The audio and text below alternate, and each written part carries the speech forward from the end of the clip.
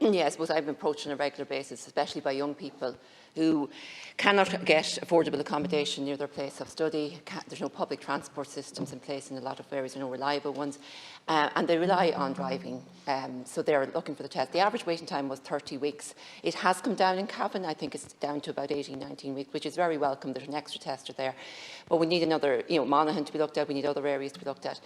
I suppose the question is this a permanent appointment in Cavan? Like, is it just to clear the backlog, which had happened before, where backlogs were cleared, number of testers reduced, and then the numbers increased again? We know there's a 28% increase in those seeking a test, so figures have increased as well.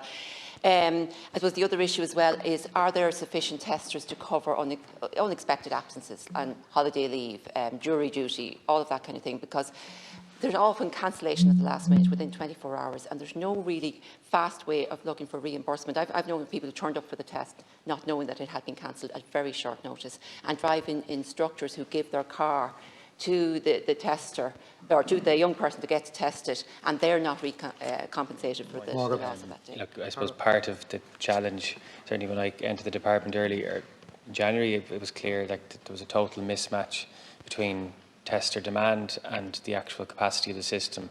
And by essentially bringing it from 100 testers to over 200, that gives a degree of resilience and capacity to deal with the other consequences that might occur, as you correctly said, whether it's illness or unexpected absence. And it's having that flexible deployment of testers in different regions. But it's not about allowing any area or region to go back up to what it was. We want to make sure we have a wait time of 10 weeks as a service level agreement, which has been requested of the Road Safety Authority in the context of their operational responsibilities, and we want to make sure that that is met in the middle of 2024 and maintained, so that there's certainty for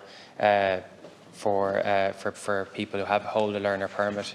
We know the demographic of our population. A lot of people are currently teenagers. There'll be ongoing demand to the driver testing service for the years to come, and it's important we maintain and have that capacity and intervene as required, so that we have a public service that has the capacity to address the wait times, and that it's not more than 10 weeks, and that's our target, and it's to build a resilient service that can meet that demand, and also the wider road safety considerations and the concerns that were particularly amongst the many of the victims groups on the issue of learner permits. We have to make sure that we bring as many people to the point of getting a test and getting the lessons, and ensuring that they're that they're brought through the system in a way that